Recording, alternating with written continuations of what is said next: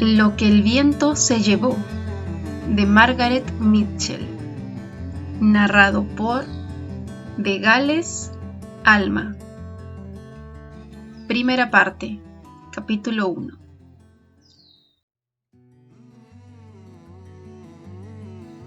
Scarlett O'Hara no era bella, pero los hombres no solían darse cuenta de ello hasta que se sentían ya cautivos de su embrujo, como le sucedía a los gemelos Tarleton. En su rostro contrastaban acusadamente las delicadas facciones de su madre, una aristócrata de la costa de familia francesa, con las toscas de su padre, un rozagante irlandés. Pero era el suyo, con todo, un semblante atractivo, de barbilla puntiaguda y de anchos pómulos. Sus ojos eran de un verde pálido sin mezcla de castaño, sombreados por negras y rígidas pestañas, levemente curvadas en las puntas. Sobre ellos, unas negras y espesas cejas, sesgadas hacia arriba, cortaban con tímida y oblicua línea el blanco magnolia de su cutis, ese cutis tan apreciado por las meridionales y que tan celosamente resguardaban del cálido sol de Georgia con sombreros, velos y mitones. Sentada con Stuart y Brent Tarleton en la fresca sombra del porche de Tara, la plantación de su padre, aquella mañana de abril de 1861, la joven ofrecía una imagen linda y atrayente. Su vestido nuevo de floreado organdí verde extendía como un oleaje sus 12 varas de tela sobre los aros del miriñaque y armonizaba perfectamente con las chinelas de tafilete verde que su padre le había traído poco antes de Atlanta. El vestido se ajustaba maravillosamente a su talle, el más esbelto de los 3 condados, y el ceñido corsé mostraba un busto muy bien desarrollado para sus 16 años, pero ni el recato de sus extendidas faldas, ni la seriedad con que su cabello estaba suavemente recogido en un moño, ni el gesto apacible de sus blancas manitas que reposaban en el regazo, conseguían encubrir su personalidad.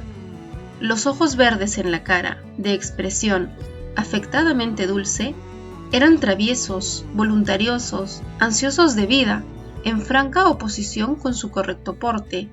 Los modales le habían sido impuestos por las amables amonestaciones y la severa disciplina de su madre, pero los ojos eran completamente suyos. A sus 2 lados, los gemelos recostados cómodamente en sus butacas, reían y charlaban. El sol los hacía parpadear al reflejarse en los cristales de sus gafas, y ellos cruzaban al desgaire sus fuertes, largas y musculosas piernas de jinetes, calzadas con botas hasta la rodilla, de 19 años de edad y rozando los 2 metros de estatura, de sólida osamenta y fuertes músculos, rostros curtidos por el sol, cabellos de un color rojizo oscuro y ojos alegres y altivos, vestidos con idénticas chaquetas azules y calzones color mostaza, eran tan parecidos como 2 balas de algodón. Fuera, los rayos del sol poniente dibujaban en el patio surcos oblicuos bañando de luz los árboles que resaltaban cual sólidas masas de blancos capullos sobre el fondo de verde césped. Los caballos de los gemelos estaban amarrados en la carretera. Eran animales grandes, jaros como el cabello de sus dueños, y entre sus patas se debatía la nerviosa trialla de enjutos perros de caza que acompañaban a Stuart y a Brent a donde quiera que fuesen. Un poco más lejos, como corresponde a un aristócrata, un perro de lujo, de pelaje moteado, esperaba pacientemente tumbado con el hocico entre las patas a que los muchachos volviesen a casa a cenar. Entre los perros, los caballos y los gemelos hay una relación más profunda que la de su constante camaradería. Todos ellos son animales sanos y reflexivos, jóvenes y salameros, garbosos y alegres los muchachos, briosos como los caballos que montan, briosos y arriesgados, pero también de suave temple para aquellos que saben manejarlos. Aunque nacidos en la cómoda vida de la plantación, atendidos a cuerpo de rey desde su infancia, los rostros de los que están en el porche No son ni débiles ni afeminados. Tienen el vigor y la viveza de la gente del campo que ha pasado toda su vida al raso. Se ha preocupado muy poco de las tonterías de los libros. La vida es aún nueva en la Georgia del Norte, condado de Clayton, y un tanto ruda, como lo es también en Augusta, Savannah y Charleston. Los de las provincias del sur, más viejas y sedentarias, miran por encima del hombro a los georgianos de las tierras altas, pero allá, en Georgia del Norte, no avergonzaba la falta de esas sutilezas de una educación clásica, con tal de que un hombre fuera diestro en las cosas que importaban. Y las cosas que importaban eran cultivar buen algodón, montar bien a caballo, ser buen cazador, bailar con agilidad, cortejar a las damas con elegancia y aguantar la bebida como un caballero. Los gemelos sobresalían en estas habilidades y eran igualmente obtusos en su notoria incapacidad para aprender cualquier cosa contenida entre las tapas de un libro. Su familia poseía más dinero, más caballos, más esclavos que otra ninguna del condado, pero los muchachos tenían menos retórica que la mayoría de los vecinos más pobres de la región. Esta era la razón de que Stuart y Brent estuvieran haraganeando en el porche de Tara en aquella tarde de abril. Acababan de ser expulsados de la Universidad de Georgia, la cuarta universidad que los expulsaba en 2 años, y sus 2 hermanos mayores, Tom y Boyd, habían vuelto a casa con ellos por haberse negado a permanecer en una institución donde los gemelos no eran bien recibidos. Stuart y Brent consideraban su última expulsión como una broma deliciosa, y Scarlett, que no había abierto con gusto un libro desde que saliera un año antes de la Academia Femenina de Fayetteville, lo encontraba tan divertido como ellos. Ya sé que ni a Tom ni a vosotros dos os importa que os hayan expulsado, dijo, pero ¿qué me decís de Boyd? Está decidido a instruirse y vosotros le habéis hecho salir de las universidades de Virginia, de Alabama, de Carolina del Sur y ahora de la de Georgia. A ese paso no acabará nunca. De estudiar leyes en el despacho del juez Parmalee, en Fayetteville, contestó Brent despreocupadamente. Además, no importa gran cosa, hubiéramos tenido que volver a casa de todos modos antes de fin de curso. ¿Por qué? La guerra, tonta. La guerra va a estallar el día menos pensado, y no imaginarás que ninguno de nosotros va a seguir en el colegio mientras dure la guerra, ¿verdad? Ya sabéis que no va a haber guerra, replicó Scarlett enojada. Nadie habla de otra cosa. Ashley Wilkes y su padre dijeron a papá la semana pasada precisamente que nuestros delegados en Washington llegarían a un acuerdo amistoso con el señor Lincoln sobre la Confederación. Y, además, los yanquis nos tienen demasiado miedo para luchar. No habrá guerra alguna, y ya estoy harta de oír hablar de eso. ¿Que no va a haber guerra?, protestaron con indignación los gemelos, como si se sintieran defraudados. Claro que habrá guerra, querida, dijo Stuart. Los yanquis pueden tenernos mucho miedo, pero después de ver la forma en que el general Bogart los arrojó anteayer de Fort Sumter, tendrán que luchar o quedarán ante el mundo entero como unos cobardes. Y si la Confederación... Scarlett hizo un gesto de enfado e impaciencia. Si nombráis la guerra una sola vez más, me meto en casa y cierro la puerta. Nunca he estado en mi vida tan harta de una palabra como de esa de secesión. Papá habla de guerra mañana, tarde y noche, y todos los señores que vienen a verle se exaltan hablando de Fort Sumter, estados, derechos y de Abraham Lincoln, hasta que me ponen tan nerviosa que de buena gana me echaría a llorar. Ese es también el tema de conversación de los muchachos que no saben hablar de otra cosa, de eso y de su milicia. No ha habido diversiones esta primavera porque los chicos no saben hablar de otra cosa. Me alegro infinito de que Georgia esperase a que pasaran las Navidades para separarse, pues de lo contrario nos hubieran estropeado las reuniones de Pascuas. Si volvéis a decir una palabra de la guerra, me meto en casa. Y lo pensaba como lo decía, porque no le era posible soportar mucho rato una conversación en la que ella no fuese el tema principal. pero sonreía al hablar y con estudiado gesto hacía más señalados los hoyuelos de sus mejillas y agitaba sus negras y afiladas pestañas tan rápidamente como sus alas las mariposas. Pie de página. El fuerte Sumter, levantado en la bahía de Charleston, fue escenario de uno de los primeros choques militares que enfrentaron a los yanquis con los sudistas antes de que se desatase la guerra. Los muchachos estaban entusiasmados, como ella quería que estuviesen, y se apresuraron en disculparse por haberla disgustado. No encontraban mal su falta de interés, parecíales mejor. Por el contrario, la guerra es asunto de hombres y no de señoras, y ellos consideraban aquella actitud como prueba de la feminidad de Scarlett. Habiendo maniobrado de este modo para sacarles del árido tema de la guerra, volvió con interés al de su situación actual. ¿Qué ha dicho vuestra madre al saber que os han expulsado otra vez?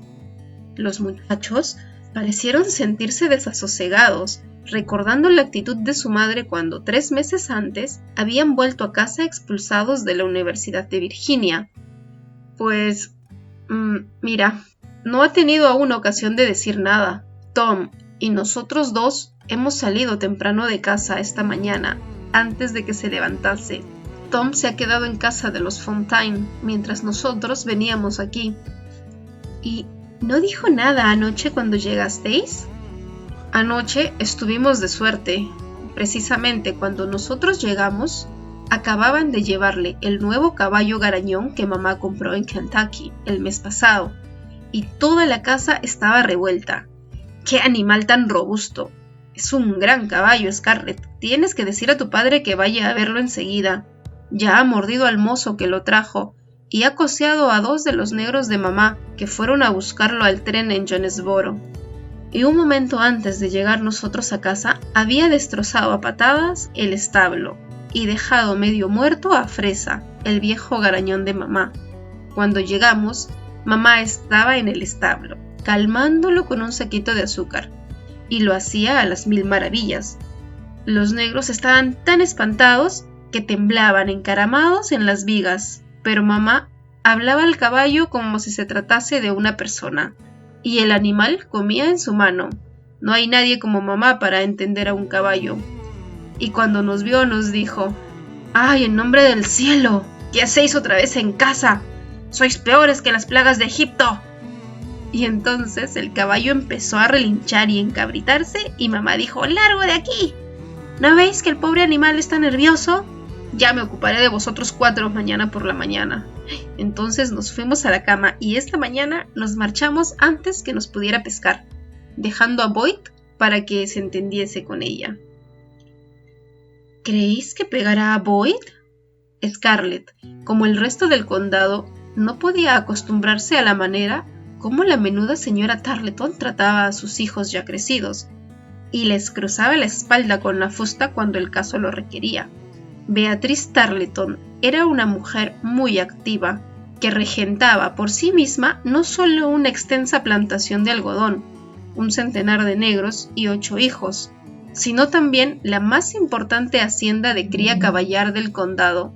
Tenía mucho carácter y a menudo se incomodaba por las frecuentes trastadas de sus 4 hijos, y, mientras a nadie le permitía pegar a un caballo, ella pensaba que una paliza de vez en cuando no podía hacer ningún daño a los muchachos. Claro que no le pegará. A Boyd no le pega nunca, primero porque es el mayor y luego por ser el más menudo de la camada, dijo Stuart, que estaba orgulloso de su casi 1,90 m. Por eso le hemos dejado en casa, para que explique las cosas a mamá. Dios mío, mamá no tendrá más remedio que pegarnos. Nosotros tenemos ya 19 años, y Tom 21, y nos trata como si tuviéramos 6. ¿Montará tu madre el caballo nuevo para ir mañana a la barbacoa de los Wilkes? Eso quería, pero papá dice que es demasiado peligroso.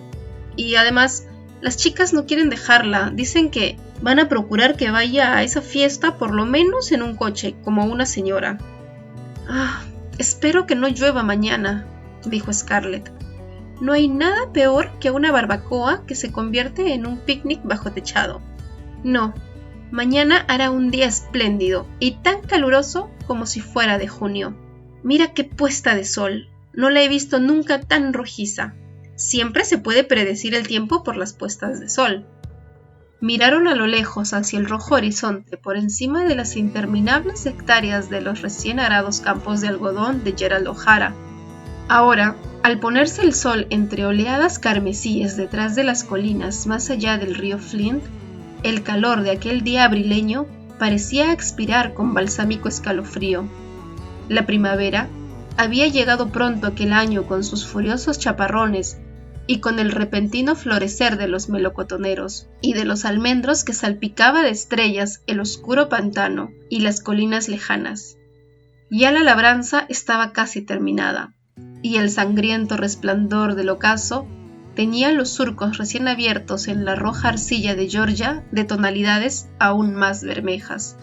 La húmeda tierra hambrienta que esperaba arada las simientes de algodón mostraba tintes rosados, bermellón y escarlata en los lomos de los arenosos surcos y siena allí donde las sombras caían a lo largo de las zanjas.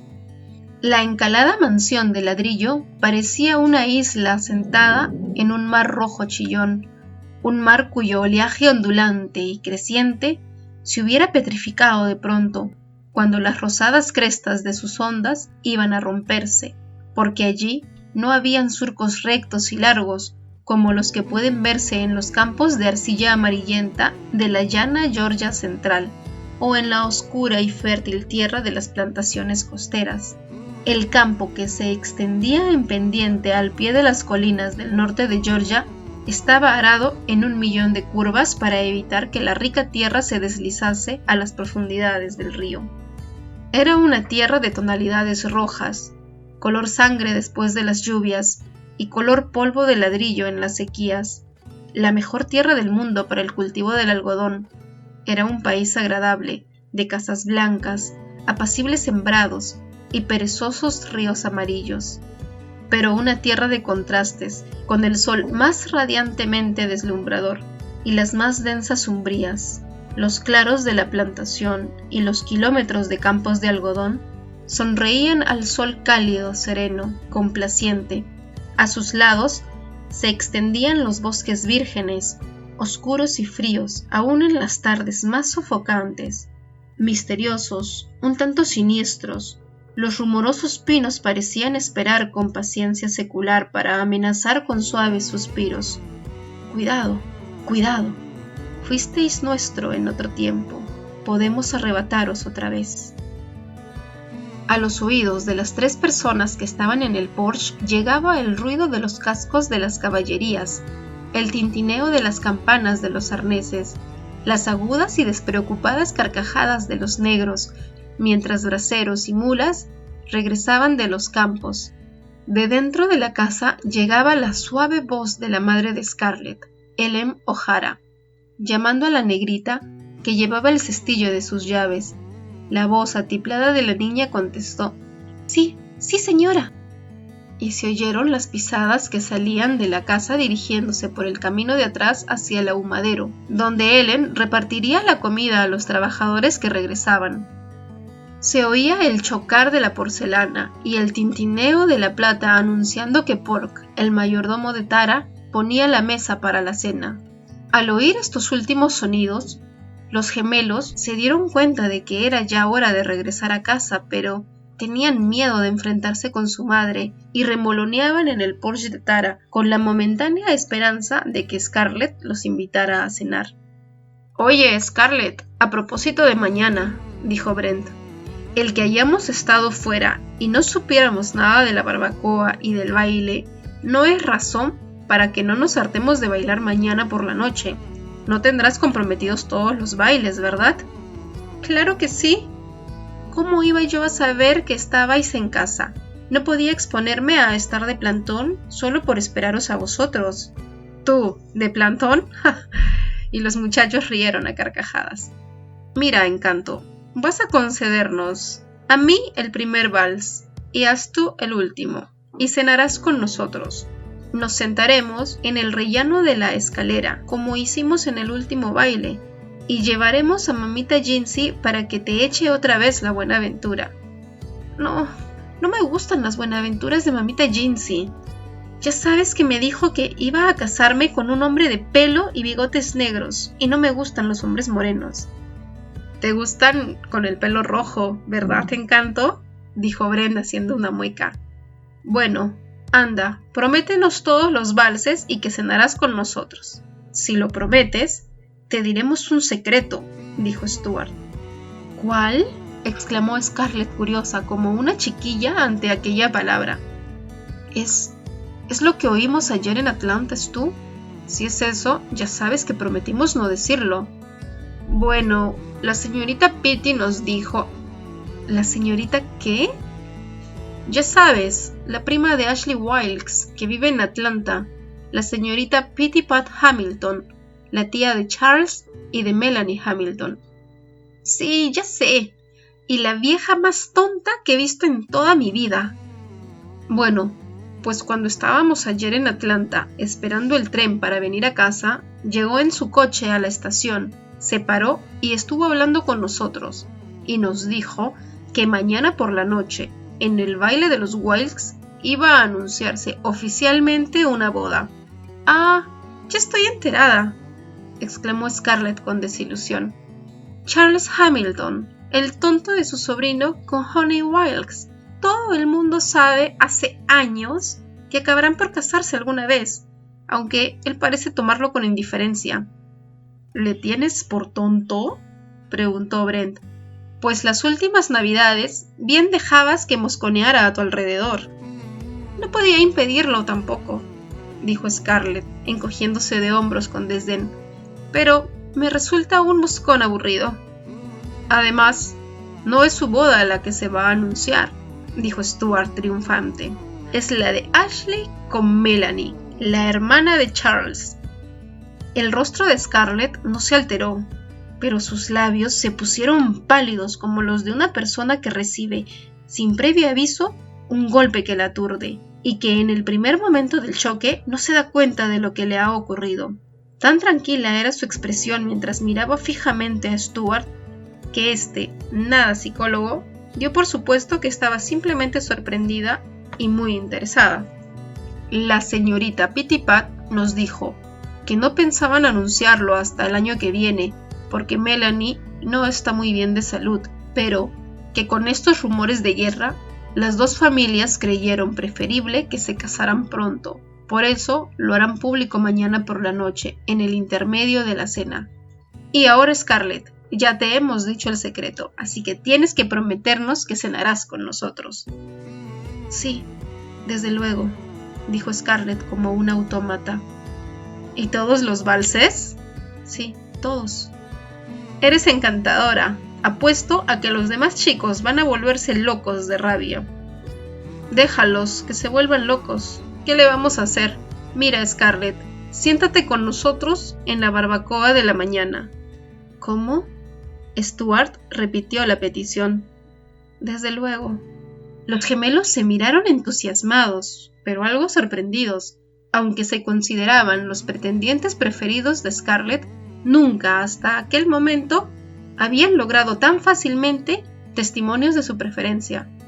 Por regla general, les hacía pedir y suplicar mientras los desesperaba negándoles un sí o un no, riendo si se ponían ceñudos, mostrando frialdad si se enfadaban, y ahora les había prometido el día siguiente casi entero, sentarse a su lado en la barbacoa, todos los valses, y ya se arreglarían ellos para que todas las piezas fueran valses, y cenar con ellos en el intermedio. Solo por esto valía la pena ser expulsados de la universidad. Henchidos de renovado entusiasmo con su éxito, continuaron remoloneando, hablando de la barbacoa y del baile, de Ashley Wilkes y Melanie Hamilton, interrumpiéndose uno a otro, diciendo chistes y riéndoselos, y lanzando indirectas clarísimas para que los invitaran a cenar.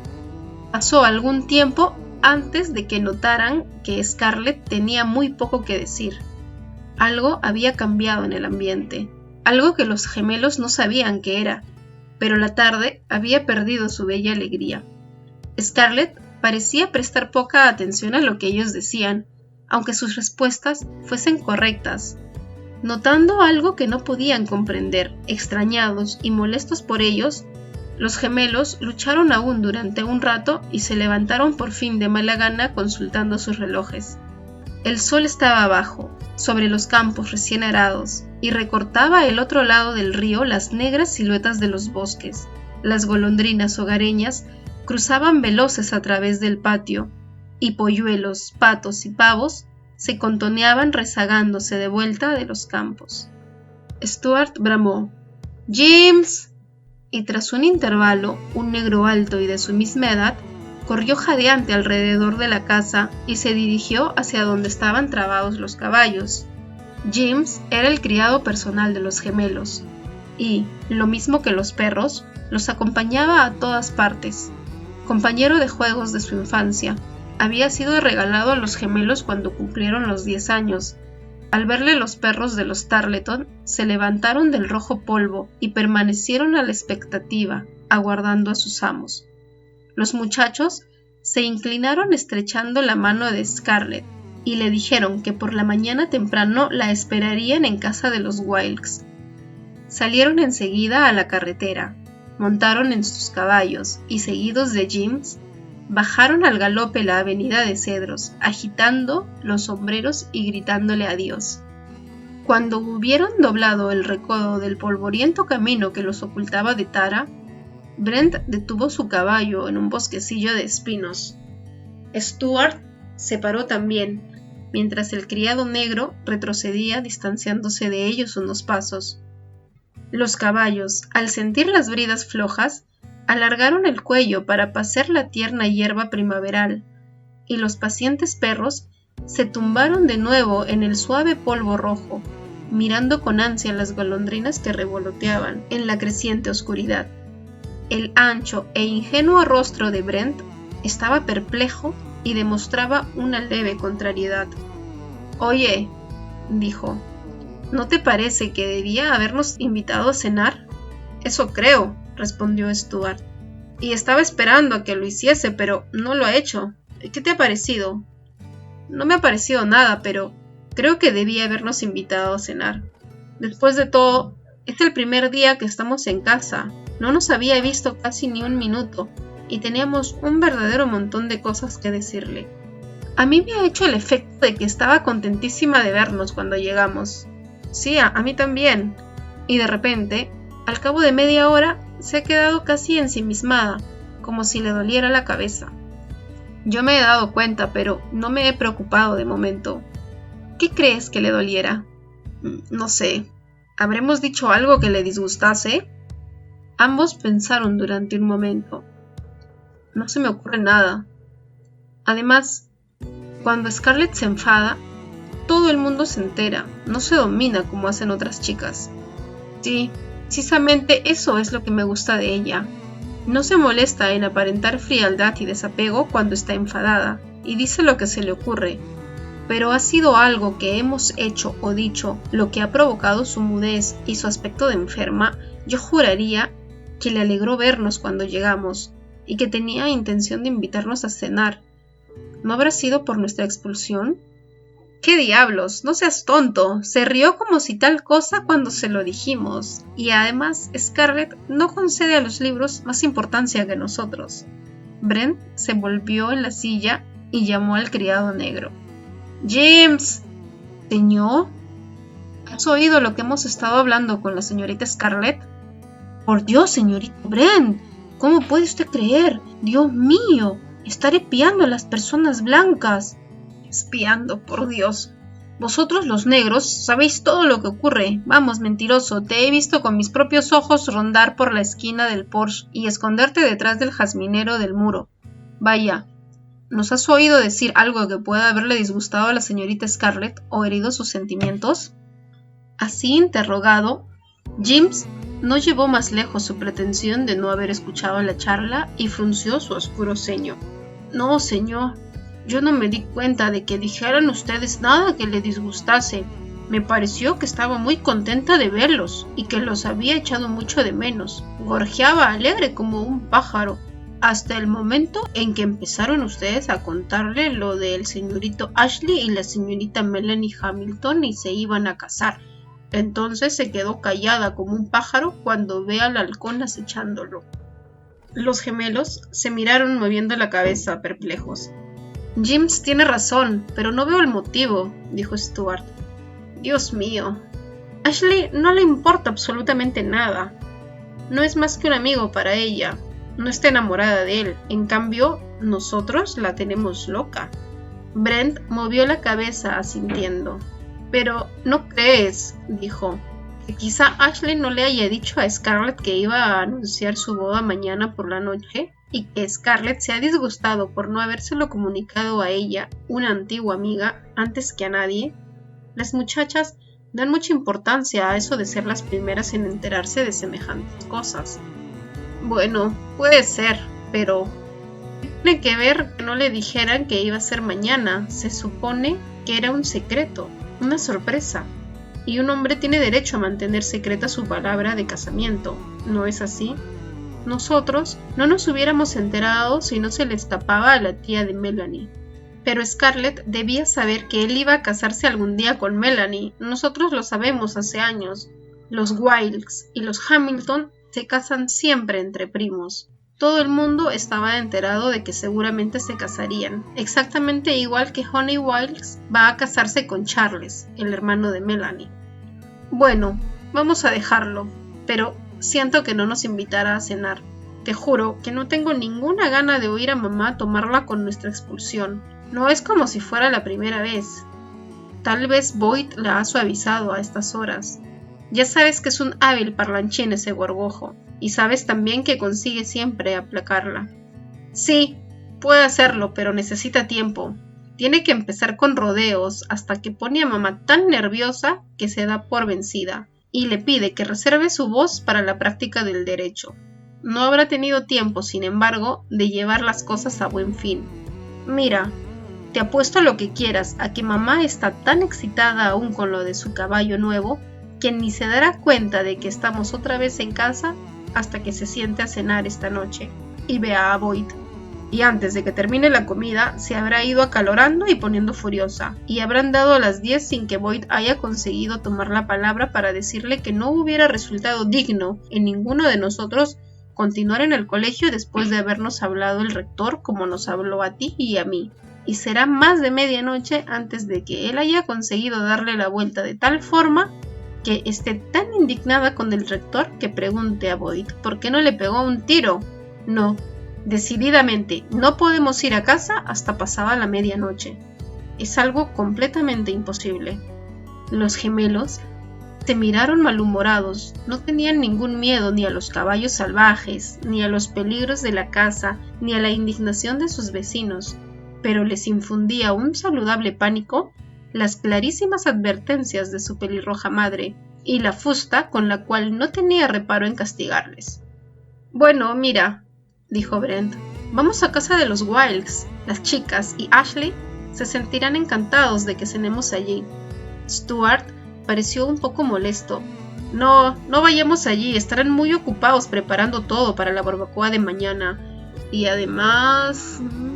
Oh, me había olvidado de eso, replicó Brent rápido. No iremos, no. Pusieron los caballos al paso y marcharon un rato en silencio. Stuart, con las morenas mejillas encendidas de sonrojo, hasta el verano anterior había él cortejado a India Wilkes, con la aprobación de ambas familias y del condado entero. El condado pensaba que tal vez la fría y comedida India Wilkes tendría sobre él una influencia sedante. Por lo menos eso esperaban todos fervientemente, y Stuart hubiera seguido adelante, pero Brent no estaba satisfecho.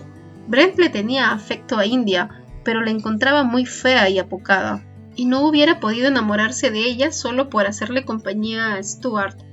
Era la primera vez que los intereses de los gemelos no estaban acordes, y Brent se sintió agraviado por las atenciones que su hermano prodigaba a una muchacha que a él no le parecía nada extraordinaria. Entonces, el verano anterior, en un discurso político que tuvo lugar en un robledal de Jonesboro, a los dos les llamó la atención Scarlett O'Hara. La conocían desde hacía años. En su infancia había sido su compañera favorita de juegos porque sabía montar a caballo y trepar a los árboles, casi tan bien como ellos. Pero ahora, ante su gran asombro, vieron que se había convertido en una bella joven, la más encantadora del mundo. Se dieron cuenta por primera vez de la movilidad de sus verdes ojos, de los profundos que resultaban los hoyuelos de sus mejillas cuando reía, de lo diminutos que eran sus manos y sus pies, y de lo esbelto que era su talle. Las ingeniosas salidas de los gemelos la hacían prorrumpir en sonosas carcajadas, y, poseídos del convencimiento de que los consideraba una pareja notable, ellos se superaron realmente. Fue aquel un día memorable en la vida de los gemelos. Desde entonces, cuando hablan de ello, se asombran de que no se hubieran dado cuenta antes de los encantos de Scarlett. Nunca lograban dar con la exacta respuesta, y era esta, que Scarlett decidió aquel día conseguir que se diesen cuenta de sus referidos encantos. Era incapaz, por naturaleza, de soportar que ningún hombre estuviera enamorado de otra mujer que no fuese ella, y simplemente ver a Stuart y a India Wilkes durante el discurso fue demasiado para su temperamento de perdedora. No contenta con Stuart, echó también las redes a Brent, y ello con una habilidad que los dominó a los dos. Ahora ambos estaban enamorados de ella. India Wilkes y Letty Monroe de Lovejoy, a quienes Brent había estado medio cortejando, se encontraban muy lejos de sus mentes. ¿Qué haría el vencido si Scarlett daba el sí a uno de los dos?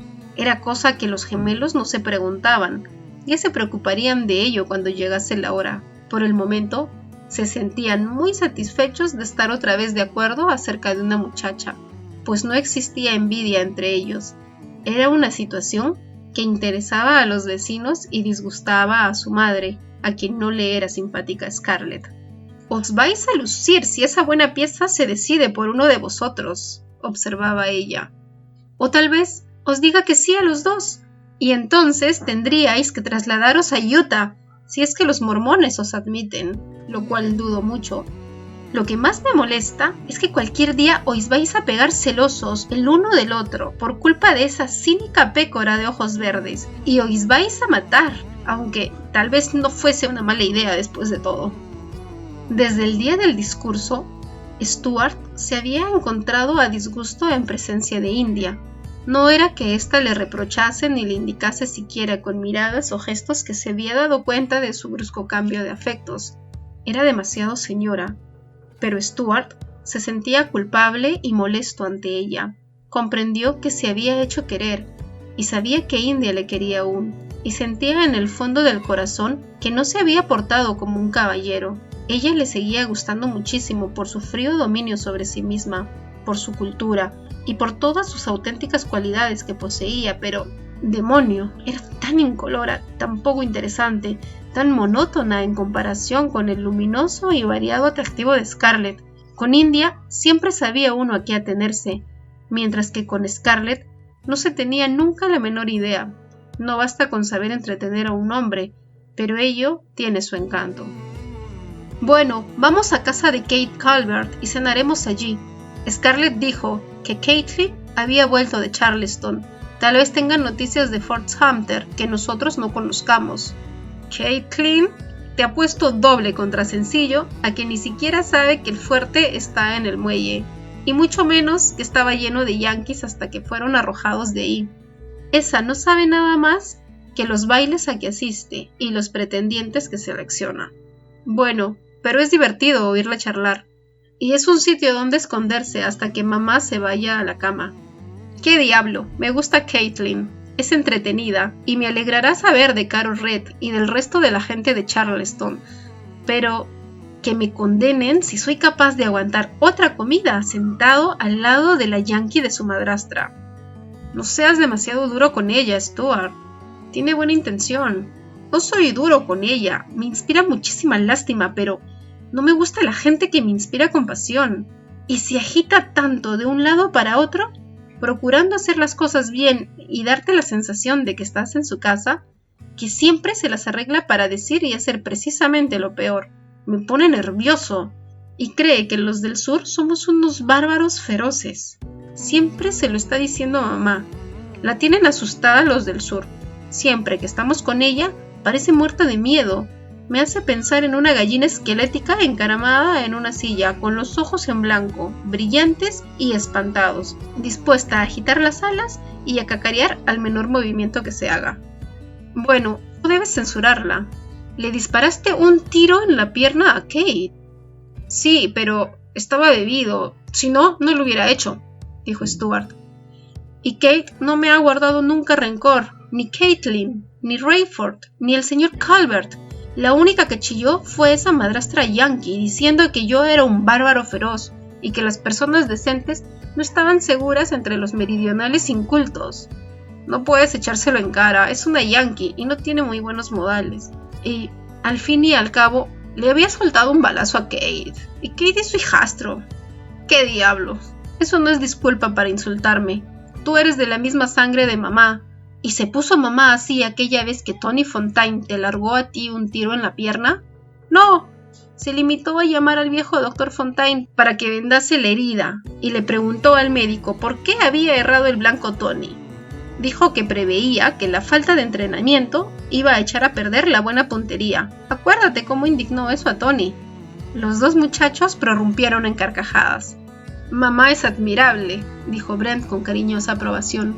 Siempre puedes contar con que ella hará lo más indicado y estar seguro de que no te pondrá en apuros delante de la gente. Sí, pero estará dispuesta a ponernos en apuros delante de papá y de las chicas cuando lleguemos a casa esta noche, dijo Stuart con mal humor. Mira, Brent, eso me hace presentir que ya no iremos a Europa. Ya sabes que mamá dijo que si nos expulsaban de otro colegio nos quedaríamos sin nuestro viaje alrededor del mundo. Bueno, ¿y qué? Me tienes sin cuidado, ¿no es verdad? ¿Qué hay que ver en Europa? Apostaría a que esos extranjeros no nos iban a enseñar nada que no tengamos aquí en Georgia. Jugaría que sus caballos no son tan rápidos ni sus muchachas tan bonitas, y yo estoy completamente seguro de que ellos no tienen un whisky de centeno que pueda compararse con el que hace papá. Ashley Wilkes dice que no hay quien los iguale en decoraciones de teatro y en música. A Ashley le gusta mucho Europa, siempre está hablando de ella. Sí, ya sabes cómo son los Wilkes, tienen la manía de la música, de los libros y del teatro. Mamá dice que es porque su abuelo vino de Virginia y la gente de allá es muy aficionada a esas cosas. Buen provecho les haga. A mí, dadme un buen caballo que montar, un buen vino que beber, una buena muchacha que cortejar y una mala para divertirme, y que se queden ellos con su Europa. ¿Qué nos importa perder el viaje? Suponte que estuviéramos en Europa ahora que va a estallar aquí la guerra. No podríamos volver a tiempo. Me interesa mucho más ir a la guerra que ir a Europa. Lo mismo me pasa a mí. Algún día. Mira, Brent, ya sé a dónde podemos ir a cenar. Crucemos el pantano en dirección a la hacienda de Abel Winder. Le diremos que estamos otra vez los cuatro en casa, dispuestos a hacer la instrucción. Es una buena idea, exclamó Brent entusiasmado, y nos enteraremos de las noticias del ejército y del color que han adoptado al fin para los uniformes. Si es el suavo, prefiero cualquier cosa a alistarme con ellos. Me iba a sentir como un monigote con esos pantalones bombachos encarnados. Esos calzones de franela roja me parecen de señorita. ¿Piensan ir a la hacienda del señor Winder? Si van, no cenarán muy bien, dijo James. Se les murió la cocinera y no han comprado otra. Han puesto a guisar a una de las trabajadoras del campo. Y me han dicho los negros que es la peor cocinera del estado. Dios mío, ¿por qué no compran otra? ¿Cómo van a poder esos blancos pobretones comprar ningún negro? No han tenido nunca más de 4. Había franco desprecio en la voz de James. Su propia categoría social estaba asegurada porque los Tarleton poseían un centenar de negros y, como todos los esclavos de los grandes hacendados, despreciaban a los modestos labradores que no podían tener tantos. «Te voy a hacer azotar por decir eso», exclamó Stuart con orgullo. No vuelvas a llamar a Abel Winder blanco pobretón. Verdad es que es pobre, pero no es un cualquiera. Que me condene si hay alguien blanco o negro que pueda compararse con él. No hay hombre mejor que él en todo el condado. Y si no, ¿cómo iba a haberle elegido teniente la milicia? Nunca lo hubiera creído, mi amo, replicó James impertérrito después de la riña de su señor. Yo creí que elegirían a los oficiales entre la gente rica y nunca a esos pobretones de los pantanos. No es un pobretón. ¿Cómo se te ocurre compararle con gente como los Slattery? Esos sí que son unos blancos pobretones. Abel no es rico, sencillamente. Es un modesto hacendado, no un gran terrateniente, y puesto que los muchachos le consideran con suficiente talla para nombrarle teniente, no tiene por qué hablar de él descaradamente un negro cualquiera. La milicia sabe lo que hace. La milicia de caballería había sido organizada 3 meses antes, el mismo día que Georgia se separó de la Unión, y desde entonces los reclutas se venían preparando para la guerra. El batallón carecía de nombre aún, aunque no por falta de sugerencias. Todos tenían su idea sobre el asunto y no se sentían dispuestos a abandonarla, de igual modo que todos tenían su idea sobre el color y el corte de los uniformes. Los gatos monteses de Clayton, los devoradores de fuego, los húsares de Georgia del Norte, los suavos, los rifles del interior, aunque la milicia iba a ser equipada con pistolas, sables, cuchillos de monte y no con rifles. Los Clayton grises, los rayos y truenos, los rudos y preparados, y otros muchos nombres por el estilo. Mientras se decidía este asunto, todo el mundo, al referirse a la organización, la llamaban la milicia. Y a pesar del muy sonoro nombre que fue adoptado finalmente, toda la vida se le conoció por la milicia.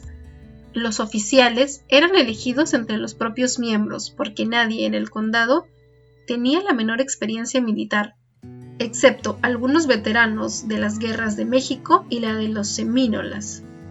Y además, la milicia hubiera rechazado como jefe a un veterano si no lo hubiesen querido y apreciado personalmente. Todo el mundo quería a los 4 chicos Tarleton, a los 3 Fontaine, pero sintiéndolo mucho se negaron a elegirlos porque los primeros se excitaban fácilmente con la bebida y eran demasiado aficionados a la jarana, y en cuanto a los Fontaine, tenían un temperamento demasiado vivo y sanguinario. Fue elegido capitán Ashley Wilkes porque era el mejor jinete del condado y porque se confiaba en su carácter frío para mantener cierta apariencia de orden. Fue nombrado primer teniente Rayford Calvert porque todo el mundo quería a Rafe y Abel Winder. El hijo de un trampero del pantano y a su vez modesto hacendado, fue elegido segundo teniente. Abel era un gigante astuto y serio, inculto, de buen corazón, de más edad que los otros muchachos, y de tan buenos o mejores modales que ellos con las señoras. No había muchos en la milicia que pudieran presumir de aristócratas. Los padres y abuelos de muchos de ellos habían alcanzado la fortuna desde la clase de modestos granjeros.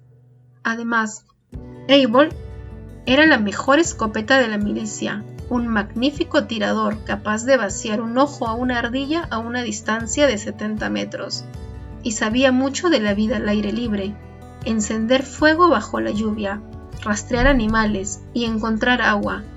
La milicia se inclinaba ante el verdadero mérito, y como además de todo esto le querían, eligiéronle oficial.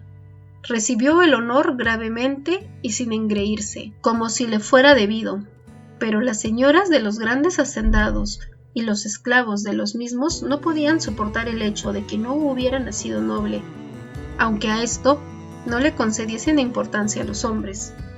Al principio, la milicia había sido reclutada tan solo entre los hijos de los hacendados y la gente acomodada, teniendo que aportar cada uno su caballo, armas, equipo, uniforme y asistente, pero los ricos hacendados eran pocos en el nuevo condado de Clayton, y para poder reunir una milicia poderosa, había sido necesario alistar más reclutas entre los hijos de los modestos granjeros, cazadores, tramperos, canteros y, en casos excepcionales, hasta entre los blancos pobres, si estaban por encima del nivel medio de los de su clase. Estos últimos jóvenes se sentían tan deseosos de luchar contra los yanquis como sus vecinos ricos, pero se planteó la delicada cuestión del dinero. Pocos son los pequeños labradores que tienen caballos, hacen las faenas de la granja con mulas y no suelen tener más de las absolutamente necesarias, rara vez más de 4. No podían prescindir de las mulas para darles al ejército, y esto en el caso de que la milicia las hubiera aceptado, cosa que no ocurrió. En cuanto a los blancos pobres, se consideraban potentados si tenían una mula. Los habitantes de los bosques y de los pantanos no poseían ni caballos ni mulas. Viven exclusivamente del producto de sus tierras y de la caza en el pantano, atendiendo a sus necesidades por el sistema de cambio de artículos, pues no ven una moneda de $5 al cabo del año, y caballos y uniformes se hallan fuera del alcance. Pero eran tan salvajemente orgullosos en su miseria como los hacendados en su opulencia, y no hubieran aceptado de sus ricos vecinos nada que pudiera tener apariencia de limosna.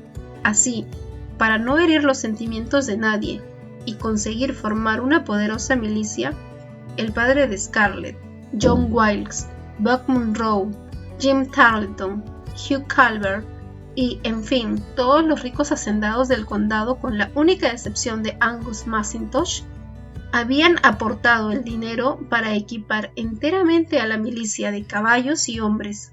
El resultado del acuerdo fue que cada hacendado consintió en pagar para equipar a sus hijos y a cierto número de muchachos más, pero se hizo de tal forma que los menos afortunados pudieran aceptar caballos y uniformes sin menoscabo de su dignidad. Pie de página. Las segundas guerras semínolas se enfrentaron de 1834 a 1842 entre norteamericanos e indios de la Florida.